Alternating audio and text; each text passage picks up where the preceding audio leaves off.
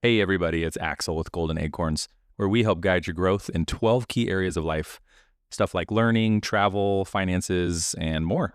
So we're going to bring simple, actionable ideas to help move you guys forward with purpose.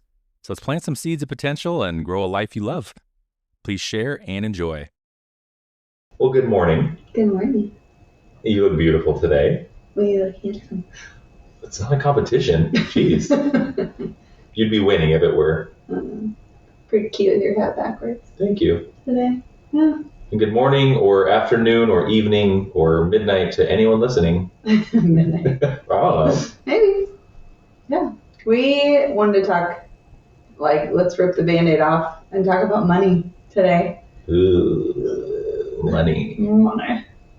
I've heard that that's one of the biggest fights in relationships is money. I've heard that too. We wouldn't know that, but Thank God we got that out of the way early. yeah. And not having money by any means. We did not. More than Yeah, money talk. I mean, we're going to get a little vulnerable with you guys today because you'll learn a little bit about our struggles and kind of how we got to where we are. But we just want to share kind of that path, I guess, and see if it can help you to find a similar path, or maybe you've kind of already done some of these steps. I don't know, and you can just tweak it, make it better. That's our goal. Yeah, I mean, I'm always open to hearing new ways of doing things, and I like implementing them into what we do or merging them. So if you can take something out of this, maybe you can use it in your life and it can help your relationship, your financial status. You never know. Yeah. So when we were first married, we bought a house because it was cheaper than our rent, right? We got 103% mortgage. Those were the days. Because this was back in 2005. Yeah. It was our first house. So we didn't even know you were supposed to have a down payment to buy a house. Because our friends did it. They're like, oh, no, they give you all the money. You don't have to put any money down. We're like, oh, that sounds easy. Let's do that. So we did, and then we tried. So we lived and flipped that house. Yes. And we had roommates.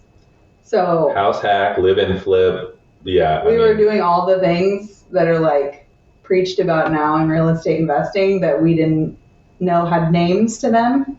Some of them were out of survival, though. Absolutely. Yeah, we were house hacking just to flip the house. All of our roommates paid our mortgage so that all of our money could go into the house. Mm-hmm. But then we also put money on credit cards to remodel the house. So this house was 1961. Everything was original when we bought it. So we had to remodel the whole thing. Still my favorite. I love it. And we had zero money. Axel was in sales back then, as he has been since. So, he was working, as you guys may very well know, 16-hour days. Yeah, long hours. I mean, very long hours. And we were young, hustling hard. We wanted to make a lot of money and change the world, and we're putting in the work.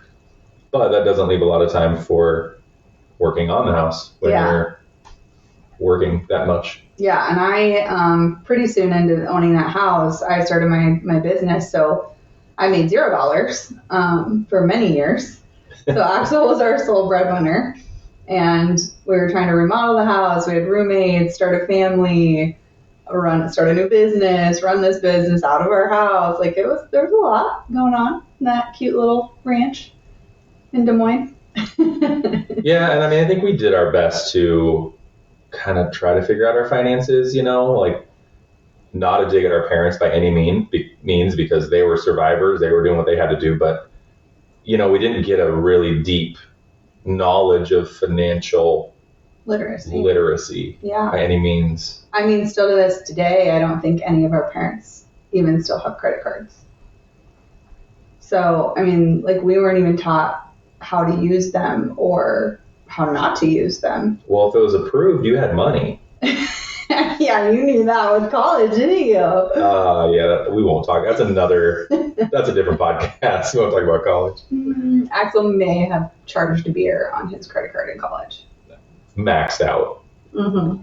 But it was for the sake of networking. Oh, okay. Yeah. Anyway, that's enough about me. Yeah, so we did our best. We played a lot of the credit games as far as like, oh, we can transfer this balance to a 0% card and, pay. Even back then, there were no transfer fees. No, it was beautiful. Yeah, it was awesome. It was like, 6 months, year, 8 months, 9 months interest free, which was so great. And all we were doing was putting off our payments. Well, we'd spread it out. It was like, 18 months. And then we'd spread it out and make that payment on that 18 months every month to make sure that we didn't like break that thing. And so, I mean, we played all the games with that just to like have a decent life and like hustle and not have a ton of money.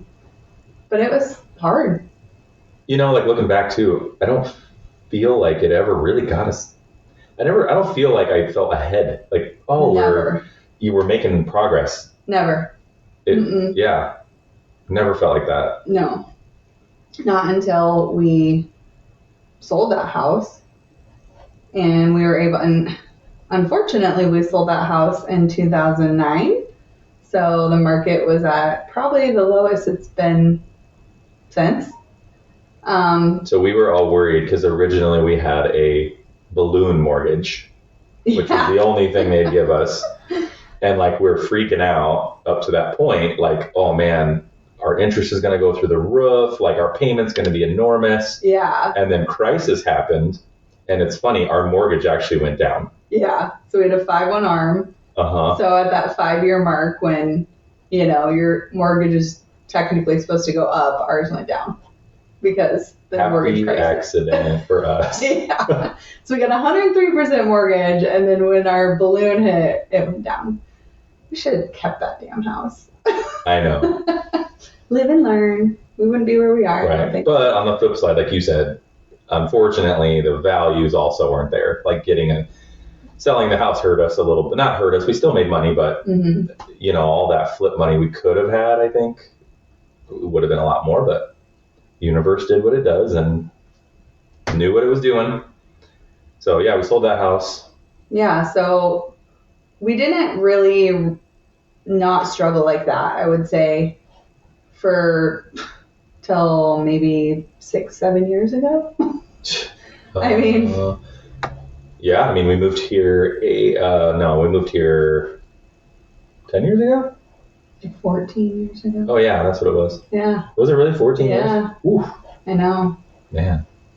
But I remember probably about 6-7 year mark is when we were like, we just felt like we were drowning. Like, and all of our debt, you guys, so we had bought the house we're in now. And again, it was 1978. Everything was original. So it's like, we got to spend a lot of money. We had to spend a lot of money just to make it livable because it really wasn't. Well, it sat for 2 years empty. Yeah. Had animals in the attic. Yeah. It was pretty gross. So, and I had just had our youngest. So we had a newborn baby. We had a 1-week-old when we closed on this house. And we had to remodel it just to move into it. So we were busting our butts remodeling and putting every dime on Menards and Home Depot credit cards because that's all the money we had. But we had to, we were pushing ourselves, I guess is the point too. Like we could have bought a cheaper house in a crappier neighborhood. Yeah. That was not move-in ready, but not like we wouldn't have had to spend $30,000 just to move into it. But I married a big thinker. Yeah. That would have been my move. That was not your move, and you did help me see the light begrudgingly. Yeah. I agreed, and I'm super happy I did now. Yeah. Because I love our house. But we still felt, so we say all this to show you guys that we're not like, we don't put things on credit cards to live lavishly. Like all of our credit card debt was Home Depot and Menards. Yeah. It wasn't like we don't go out and buy things we can't afford, personal stuff like clothes and shoes and handbags and emergency things like, oh my God, our tires are bald, like sure, yeah. We were in that boat. Like yeah. And we didn't have an emergency fund. We didn't have any. So that's what led us down the path of financial literacy. It was finally, I don't even remember how we found it, but we found Dave Ramsey's, what's it called? Financial Peace. Financial Peace, yeah. Financial Peace University. And it was at a church. And it was $100. And even then I was like, God, we do not have $100. We do not have $100 to spend on this course. But like, I don't know what to do. Yeah. So, like you said, we felt like we've been drowning for so long that it just something, we had to do something. Had to do something. Yeah. And that did open our eyes, I would say, to some important aspects of financial literacy, like being insured properly. Budgeting. We've never been, I mean, it seems like common knowledge, budget your money, but there's still a level of education that needs to happen for you to understand why and how. And almost like a cash flow budget, which is different than just a budget. Yeah, we know how to reconcile our accounts. Like, that wasn't the issue. Yeah. But yeah. What did you learn from that? From Dave Ramsey? Yeah, like what was your top takeaway from a positive aspect of from where we were at that point in our life and how it impacted us? I liked, honestly, paying off things in a certain method made sense to me. That was really, because the snowball made a big difference, I think, to us. Yeah. Because I was kind of backwards from that. Right. My mindset was like, oh, you pay off the big one first, so it's done. And his was like, no, make progress. Yeah. Pay off the little one, so it snowballs. That gave me the feeling of traction. Yeah. Like we were actually making a difference because we had, I don't even remember how many credit cards. I feel like we had quite a few. Probably like 6 at the time. Yeah, and then we had student loan, we had all the things. Yeah. So yeah, that made me feel like we were moving. Yeah. That's probably one of my favorite things because I don't feel like I'd ever really felt that. Yeah. It was nice. It was like, it was peaceful to start that snowball.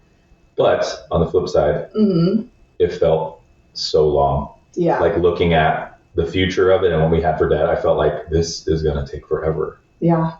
Yeah. And I will look at like going through the process of like sacrificing a little bit to get ahead. I was down with that.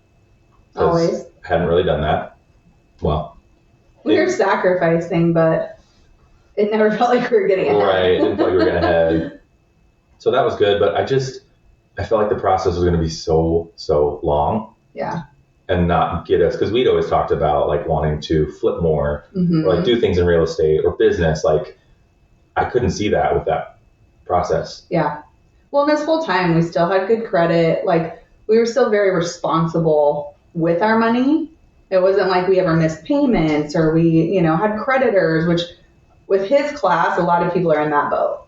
Like they're getting calls from creditors and they're in collections and they're like, that wasn't us. So we were like, okay, none of that really pertains to us. And like, this kind of feels right. It's more than we've ever known, but it still doesn't quite feel right. Like we're just going to have to like, his whole thing is like, eat beans and rice. And it's like, that just sounds like it really sucks. I mean, like we've already been struggling our whole marriage and we had been married over, 13 years at this point, something like that. And I'm like, God, do we really have to is this life? Is this what our life is? It felt like we were going to have to sacrifice forever. Yeah. To me, that sounds like a baby thing to say, but I felt like I was always going to have to sacrifice. So we definitely started, implementing some of his strategies. Oh, yeah. We looked at our budget. I don't feel like we really had to cut anything out or stop spending frivolously on certain things or, that just wasn't our spending habits as it was. But what does he call it? Baby step number 1 for him is $1,000 emergency fund. Yep. And we had never had that. No. Because it was always like, oh shit. Our emergency fund was our credit card. So we're like, I was like, God, that is so hard to put cash aside when you have all this debt. It just felt irresponsible to not pay off that interest, that was taking your money. But I tell you what, when we got that $1,000 for the first time, it did feel like a big weight lifted off our shoulders. I agree. And I remember, didn't our minivan like break down not long after we had it? And it was like a $1,300 repair. And we were like, oh my God. Like just to have the majority of the money felt so good. Yeah. So his class definitely did help us like set down a path. I would say it's not the path we're on now. But it was a great starting point, especially for people who are in a lot of consumer debt and struggle to manage themselves, I would say. I agree. We were on like the tip of that. Like we weren't quite down low, I think is where we were. So it has its place for sure. We felt low. Well, yeah, we did. We felt real low. But I know, like, after we took that class, your biggest gripe was like, well, he never talks about what you're supposed to do to make more money. Well, it was velocity. We both were looking at each other and we're like, okay, we're paying this debt off, but it's slow. How do we pay it off faster? Yeah. And he never really, I think we even asked it in one of the classes or something, and like, never really got a good answer. No, like his platform is not about get a side hustle, make more money, it's a very like sacrifice.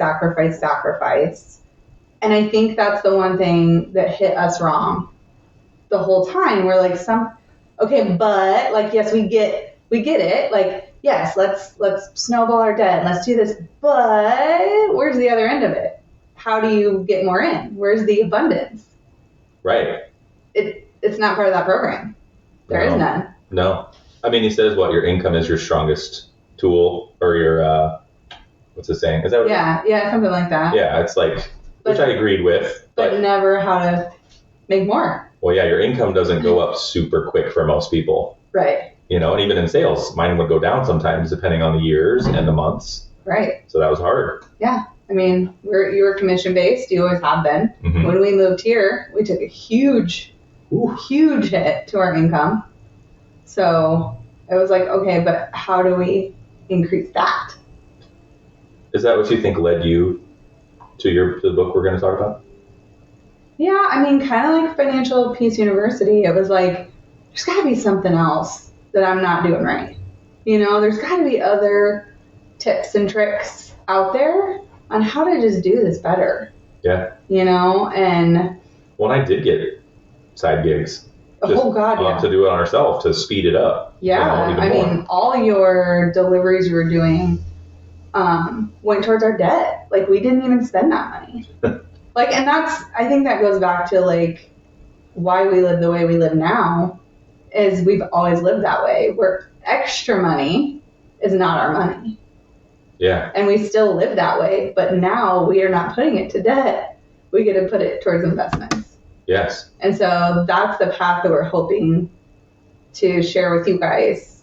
The golden acorn today is profit first allocations, increasing your income to be able to invest your money. Absolutely. Right. Not to have to take till you're like 50, 60 years old to do that. Because that's what I felt like with Dave's program was just, I'm like, I'm going to be an old man before I even get to the point to invest. Yeah. And I didn't want to do that. Yeah. Like I said, we wanted to velocitize everything. Yeah. And I mean, going back to, I'll probably talk about Garrett Gunderson a lot because his influence has been pretty strong on our path. But he always, he talks about Dave and how if you live that, his thing is like, live like no one else so you can live like no one else. And that's true, but we're doing that as well. Like, we live like no one else, so we can live like no one else, but it's not on a sacrifice side. It's on an abundant side. Yes. Now, I would say some people who make as much money as we do, if they lived the way that we do, they would look at that as a sacrifice. Oh, yeah, I agree. Not spending the money, but we're spending it on assets. We're not spending it on... So we don't make more money and want to get like, oh, I need a Lamborghini now, or like.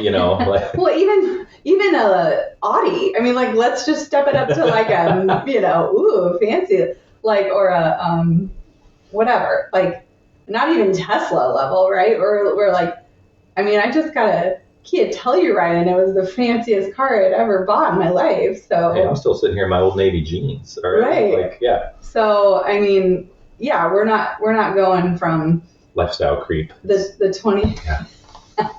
I did buy you some fancy jeans for Christmas. So. You splurged. I love it. Thank you. I did. But that's a present. Doesn't count. Right. No, but I mean, so you could look at the way that we do things as sacrifice based on income, but to us, it doesn't feel like it at all because of the way that we budget our money. And so we're going to talk about that and the way that we allocate our income. Yeah. And that dictates what we can do. And we never feel lack in our lives. No. I don't. Do you? No, I don't feel like we sacrifice, honestly. No. The sacrifice we make is I think we just take a little longer to make decisions because we want to be sure that the sacrifice is worth it. That's probably what I think I've learned is just, it's not a sacrifice. It's thinking about, do we need it? Will this improve our lifestyle? And a lot of times it's like, no, I don't think it will. It's Give not me an worth example. the money. Oh, example. Okay, I'll give you an example of something we splurged on. Okay. We needed some new appliances for our kitchen. Oh. We did a little kitchen upgrade. Yeah. In true fashion, we started looking at like, $800, $900 stuff. Like, would it work? Yes.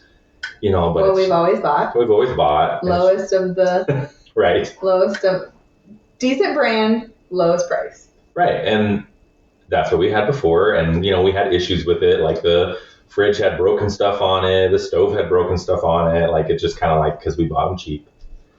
And it was to the point where it was like looking at that stuff. And then I think you were like, man, this one looks really nice. Like I would love this. And we started looking at it and like the quality was better. The functionality was better. We had the money. It was like, we can do this. And I felt like I kind of envisioned, would this make my life better, nicer, happier? Right. And I was like, it is. And we're going to use it every day. Yep. Literally, our kids will use it. So like something like that to me, I felt like I didn't sacrifice. Maybe I sacrificed more money, but even to this day, I'm still like, I'm so glad we did it. Yeah. We weren't buying it for the ego of owning these fancier appliances. We were buying them for our lifestyle. And we do cook at home a ton. I bake a ton. I teach our kids to bake. Our kids are super independent. They'll cook their own meals. They'll make all kinds of stuff. So yeah. So like what you're saying, it had all the features and everything that, sorry, there's like a hair touch. A dog hair, random, that we use on a daily basis. And here's where we were. So we're looking at these expensive ass appliances and trying to talk ourselves out of it. And we go to the scratch and dent return section. Well, we were ready to leave. Remember, we were like, we got to think about it. Yeah. And then the scratch and dent section was on the way out. Well, we didn't even ask the sales guy, like, do you think there's any over there? And he's like, no, we never get these over there. So we're like, sales guys, you know them. The sales guys. We're like, well, we're going to go see. Sure enough. Lo and behold, two of them. One was not the right size, and the other one was exactly what we wanted. And we're, looking, well, what's wrong with it? And what was it, like $1,000? It was $1,000 less, and the little note said, makes noises. Yeah, and that their techs had checked it out, and they couldn't find anything off with it. Right. So, and they had a return policy on it still, so we're like, okay, if we get it installed and it's making weird noises that we're like, what is this? We could return it, right? Yep. So we did still, we were still thrifty. We sacrificed, I guess, a brand new one for a scratch and dent. Yeah, and it was brand new. They thought it made noises and they returned it. So, so we saved $1,000 on our fridge, which is probably what we would have spent on a fridge in the past, just to like have a fridge, right? Yeah, I forgot about that. So yeah, that's a good example of like, well, and here's one of something that we didn't do. So I go to the infrared sauna. I'd love to go every day, but right now I go once or twice a week because that's my membership. And we like doing the math, it doesn't really make sense to buy one because the membership is so affordable. But I just wanted to be able to I like to do things very efficiently, right? So, so the fact you had to drive there, yes, I get it. Drive there and drive home, that is just way too much wasted time for me. So I wanted one for our house, and we ended up saying no to that. Yeah. It just didn't feel right. I loved it. I love the idea of it. We have the room for it. We even had the money for it, Yeah, I mean, we had cash for it, and we were like, it just didn't feel right. We'll just wait. So we did. Yeah, absolutely. Yeah, but it was talking through those things. Anyways, we're getting a little. All right, let's sake of time. Let's get back on track. What give us Profit First in a nutshell? Yeah, so I read the book Profit First for my business, and I immediately started implementing his strategies. And essentially, it's like taking human nature. None of us want to budget. None of us want to be told what to do, when to do it, right? We're all very you can't tell me how to live my life. So it takes that human psychology and it makes it simple so that you are not budgeting, you're just allocating your funds. And the difference is there's still pools of money where, like Dave Ramsey, was like, here's what you can spend on gas. Here's what you can spend on groceries. Here's what, right? It was chunked down into every single individual. That just is so daunting. I remember our budget book. Oh, God. Yeah. It's really? I have to, I can only spend $39.52 this week on gas. I mean, it's so, oh. So Profit First, you open multiple bank accounts. And in each bank account, so you have a holding account, which is where all your income comes into. All. So. Yes, so anything you're doing, side gigs, you name it. All your income. You guys could be different than this, but we combine everything. Mm-hmm. So we don't have separate money. Mm-hmm. I guess I don't even remember when we talked about that, but just for us, it makes sense. My money's her money's my money. It doesn't matter. But if you have separate money, it could be you could still do this just with your own accounts, right? Yeah. And maybe you transfer for expenses. If you do have separate accounts, it's transferred into one account, right? Yeah. So the way it's allocated, all your money comes into a holding account. So no debits come out of that account. Nope. Nothing. Not a single expense. And there's really never money in it. Right. So, but it's for always, a minute, you want it to be zero. So, and then you do have to budget to know what you're spending on a monthly basis on each major category of your life. So so for my business, I'm not going to go into all that, but what I have set up for that now, as I've been doing this for years with it, is operating expenses, payroll, profit, taxes, and that's it. And then my holding account. So every Monday, I take my holding account, all my deposits from the week, and I put them as percentages into each of those accounts. And the only thing that's different with my business that we don't do with our personal is I have to consider sales tax. So I take my holding account amount, I multiply it by 0.93 because our sales tax is 7% in Nebraska. So I can only allocate 93% of that money to my other accounts. And then 7% of that money first has to go into sales tax because that's how much I'm going to owe on my sales tax. And then after I do that, and I have the 93% total remaining, goes into, I have percentages for operating expense, payroll, and profit. So that's simply how it works with my business. And then for our personal, do you want to go over all the accounts we have? Sure. It's similar. We took the things that, like you said, the major categories. So obviously we have expenses, mm-hmm. Which Andrea said we budget to figure out kind of how much each check has to go into there. So that one's a solid dollar amount per pay period. It's not a percentage. That one's not correct. Yeah. We do a percentage of savings. One for our kids. So we put 1% per kid of everything we make away without them knowing about it. It's just kind of our choice. So we have kids. Then we have our giving, which we also chose a percentage. You know, you could be whatever you want. Just depends on what your beliefs are. So we have a giving account, and then we have a wealth creation. So for us, that's our investment money. That's anything extra actually goes in there as well. So like if we hit all of our numbers on everything else, anything extra ends up in that account so that we can invest that money. And I feel like I'm missing one. Vacation. Oh, our vacation. Yeah. I'll be honest, that one was hard for me because you were talking about the human psyche. It feels like an entrepreneur is about this, right? Pay everything first and you get what's left. Yeah. And so for us, it's like, if we don't do this, if we don't take that money and allocate it, we won't go on vacations. Right, because it'll seem too expensive or, you know, oh, well, we can't really afford it, so let's just not do it. And I'm kind of in so I'm bad about, like, I want to put all our money into investments, right? So, like, that's how I would spend our money if we didn't break it out, is like, well, let's just buy more property. Let's just, you know. I will say, too, I probably was worse about this in the beginning than you were. It was easy for me to see like money in certain ones and be like, I need it over here to transfer it. Oh, yeah.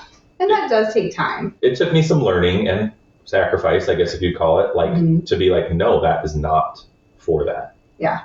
You know, and really become diligent on that. Yeah. I know we had a food one for a while. So like you can break it down into as many as you want.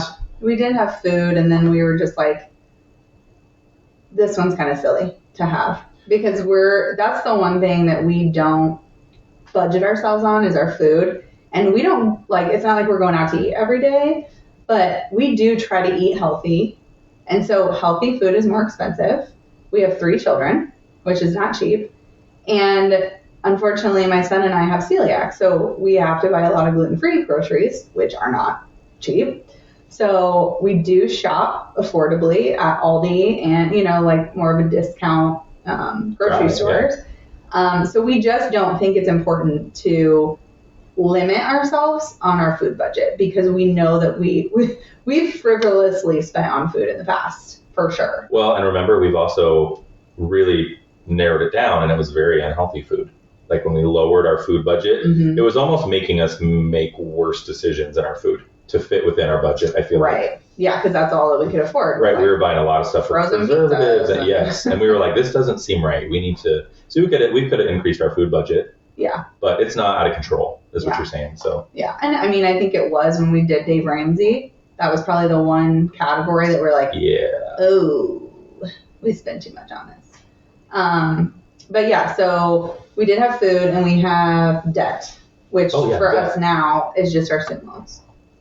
So we don't have any other debt. So, and then another little hack with this that you guys can do once you have it under control, I would say, and once you're used to allocating and we just allocate every time we get paid. So if it's every week, if it's every 2 weeks, whatever it is, then you do your allocations, and then we put all of our expenses, every single bill, every single thing we charge, all everything we can, all presents, everything that we can do, we put it on a High Point credit card. Just one. One credit card. So we can max out the benefits of that card. And man, that's made a difference in our lives too. Right, and we never carry a balance on it. Right. So we're not using our card that's tied to our expenses. You know, we're not using our debit card. Nope. That money goes into expenses, and then expenses pays the credit card, and we get all the points. And then super cool at the end of the year, we get all kinds of bonus credit card or gift cards. Like it feels so great when you log on and can use all these points and get all these gift cards. Or like, what do we do? You got like a Sephora gift card, and then you can go to Sephora, and it's all this money you didn't have to start. Right. But now you can use it. I mean, we took our kids to Dave & Buster's yesterday, and we only had to spend $70 for all 5 of us to play games for 2 hours? Oh, yeah. Because we had gift cards for Dave & Buster's that we got from our credit card points. Yeah. So we just created family time and an unforgettable evening, which was super fun. And like we would have spent $70 on a dinner. Oh yeah. Easily. So like, I don't know, just things like that, like that's what matters. Like that's why you do these little tips and tricks and hacks and whatever you want to call them, is to create memories with your family or do your why. Maybe you don't have a family and you want to travel more. These travel cards are unbelievable. You can do so much with them. Yeah, if you want a Disney vacation, take out a Disney credit card, start spending money on that, earn those points for that. Like, but do your research, find out what the best leverage is for what the card you get. Yeah. So, I mean, just to give you guys an example of combining this credit card hack with our allocations, our the way we allocate our money, is so every year, this is our third year that we've done it, we go on a vacation with the kids. So we don't buy Christmas presents. And we talked to them about it like 3 years ago. We're like, do you guys want a trip or do you want presents? And they all were like, trip. Yeah. We're like, okay, let's do it. So do you want to talk about our trip and how we made it happen? And yeah, so real quick, we had another business venture that was going on. We weren't sure if we're going to do our trip this year because it was kind of right in construction and maybe opening around the time when we usually go. But anyway, that got pushed back. So in the last minute. So like Thanksgiving. Yeah, like Thanksgiving, we were like, okay, we can take a trip now. Wonderful thing to skip ahead is we already had the money, which made it so much like that's your budget. Yeah. Like what you've saved and is in that account. In that account. It's like, how much do we have? Bam, right here. Yeah. So that was really cool. And that set kind of the limits of like what you can look at. So start looking at things and we could have all kinds of little acorns in this. Like I know. Google I think we should leave a lot of the tricks out because we can teach them later. Yep. Anyway, long story short is we ended up finding an amazing vacation to Hawaii. Like we were looking for Mexico because we're just thinking it's cheap. We can get there. Mm-hmm. Ended up finding a trip to Hawaii for less than that. Mm-hmm. Once again, we had points to leverage for hotels. Mm-hmm. So I think we only paid for 4 hotel nights out of a 7-night stay. Right. Something like that in Mm-hmm. 8 days. 8 days. Obviously, we had to pay for the flights. They were cheap. I feel like we had some other stuff too. Well, our vacation fund. Yeah, well, our vacation fund had our food paid for, you know. We did events, so we used our vacation fund for that as well. We had, another golden acorn, got on Airbnb, found some really cool excursions. Yeah, a lot of people don't know that Airbnb has experiences as well as stays. So if you log into the app and at the top it says stays and you put the city, right next to stays it says experiences. You click on experiences and you do the same thing. You put your city and your dates, and there's just people who host experiences.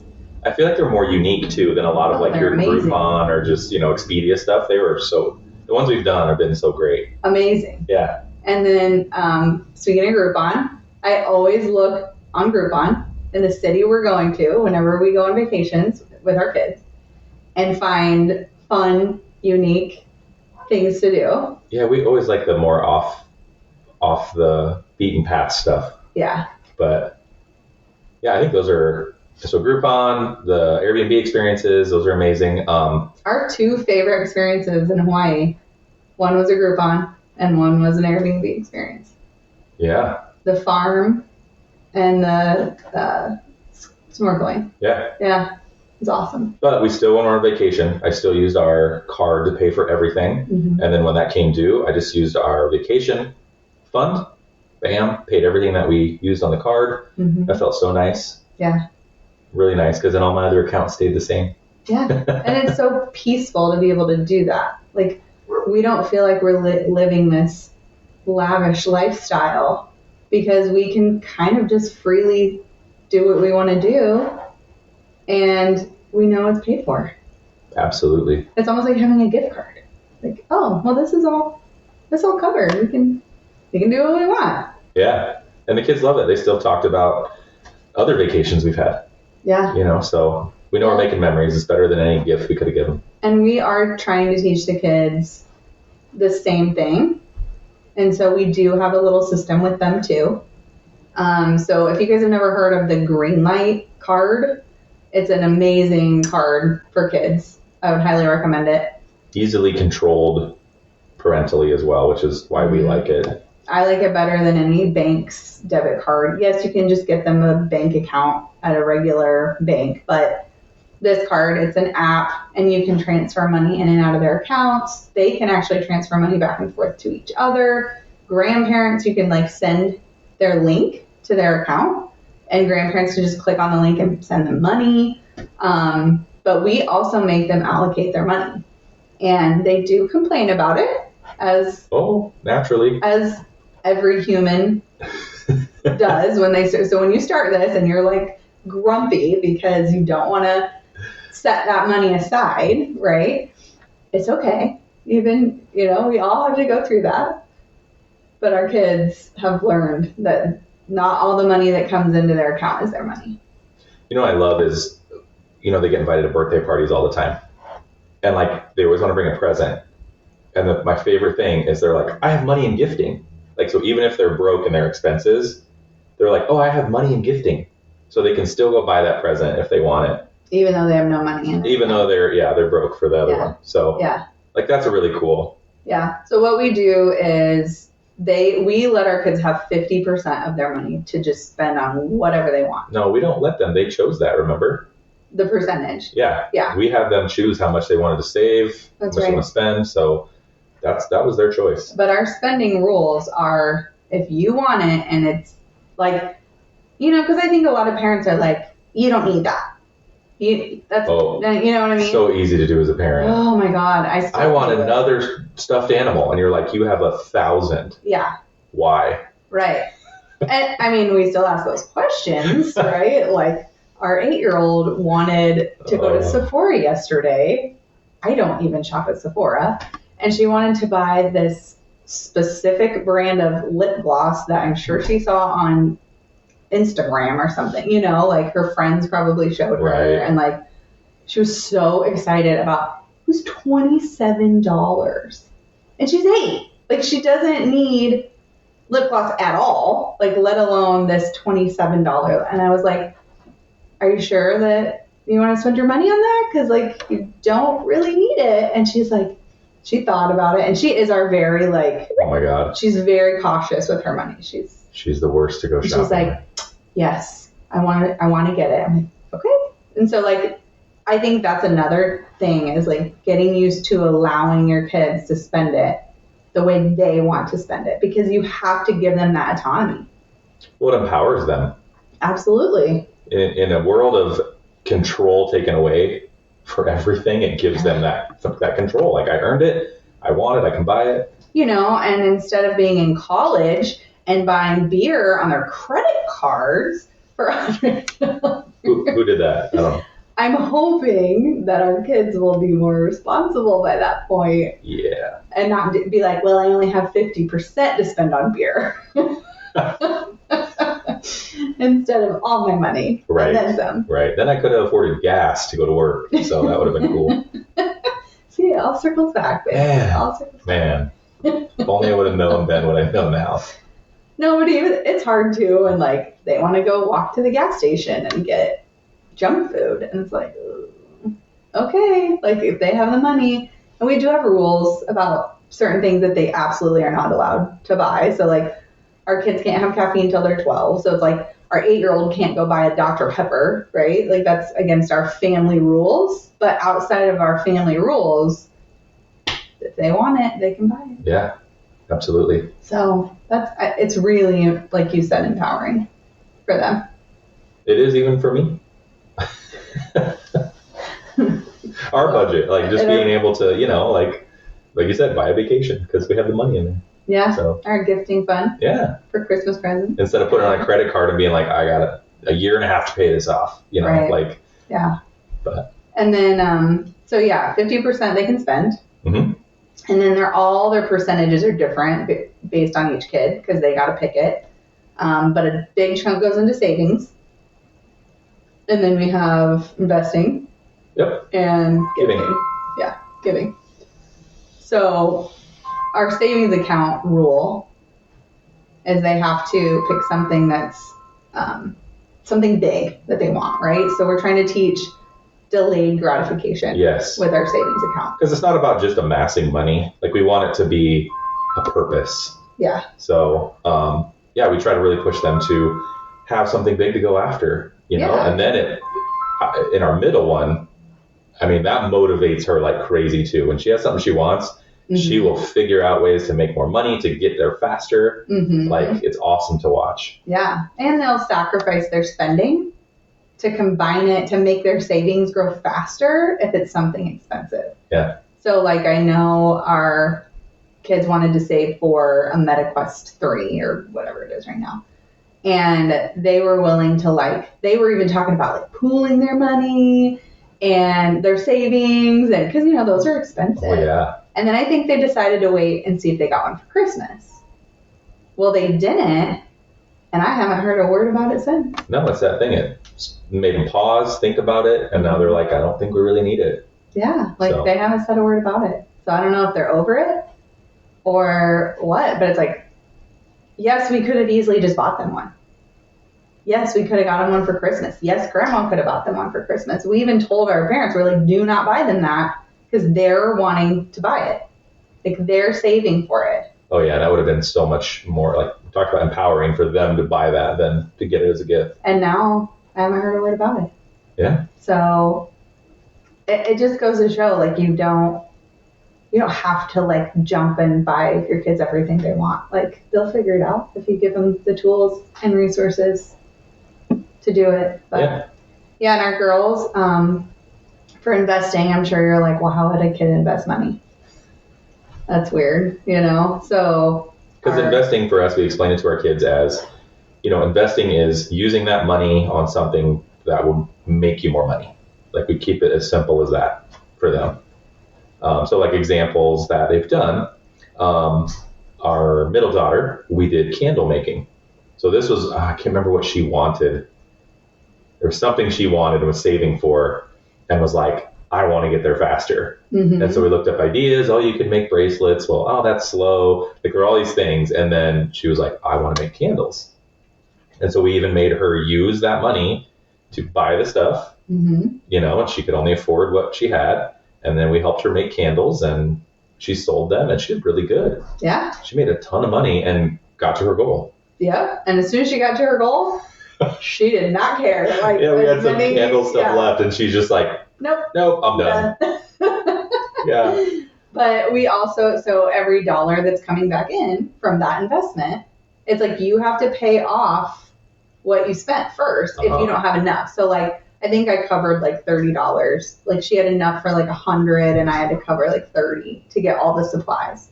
So she had to pay me back first, step one. Then once I was paid back, any of the rest of that money she had to allocate, just like she does all her money. So it's not all the investment money gets to come back into the investment account. Right. No, you're just going to replenish your investment account and then see where you can go from there. Yeah, but we've done lemonade stands, cocoa cones, which we talk about another time. But anything you guys can think of, or our oldest made rock candy. Oh yeah, I forgot about the rock candy. Kind of looks like drugs, and then he was passing it out at school. I'm like, dude, your teachers are gonna think you're or a little Breaking Bad kid. Oh my god, yeah. Oh, that was awesome. So very fun.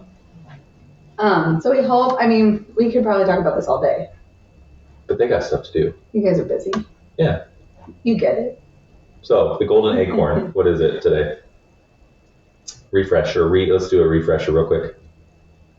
Don't think that scarcity is the only way to budget and get yourself on track and be able to use your money to invest, to build wealth.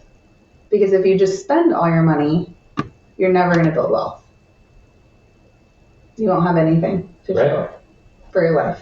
So I would say using allocations, setting up separate accounts, and one thing we forgot is with our wealth creation account, when we put the money in there, we also then have a high yield account that we transfer that out of that account into that high yield account. Until we're ready to use it, yeah. Yep. So that's kind of what we call our vault, because in Profit First, that's what he calls it, is your vault.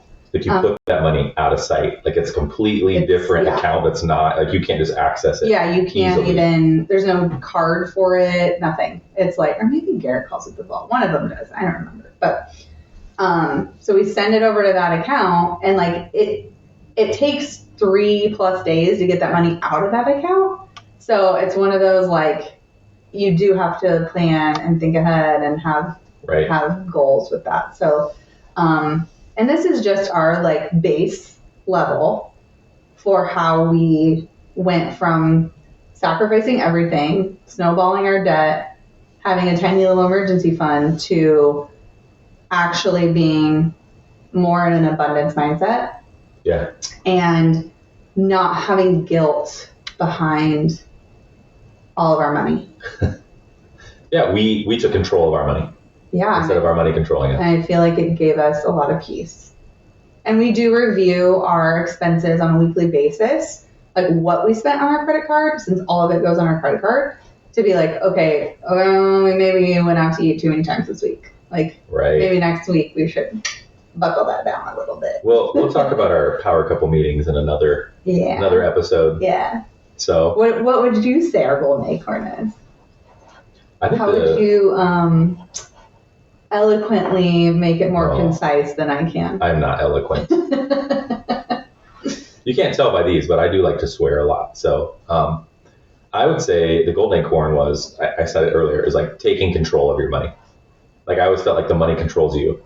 Like you pay everything else first and you live off what's left. Mm-hmm. I just feel like this is, I'm paying me first. I'm going to tell my money. Right. Like I'm paying me first and then everything else is, going to get done. Yeah. I mean, we do. We tell our money what to do. It doesn't tell us what to do. No, I'm a boss. That's right. Yeah. Yeah. So be the boss of your money. Yeah, be the boss of your money. And it'll pay off. Awesome. So I love it. What do you think? Can we put something on our Facebook group about this? Absolutely. I think we have some stuff we can share. Well, I can share a link to the book if you guys haven't read it. It's a really great read. It might give you some ideas. I mean, everyone kind of tweaks it for their own. Yeah. And I have a little ebook about our, we call it SIS budgeting for our kids. Oh, yeah, that's a good one. So it's savings, investing, stewardship, spending. So even our kids know if you say SIS budget, they know what it means. So I can share that as well.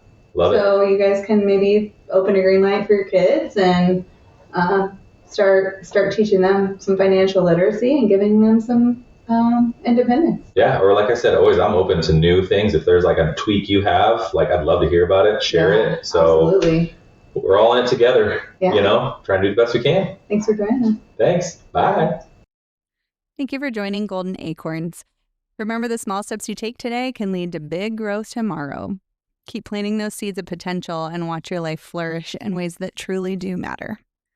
If you found this episode helpful, share it with someone who could use a little inspiration. Don't forget to subscribe so you never miss a chance to grow with us. Thanks.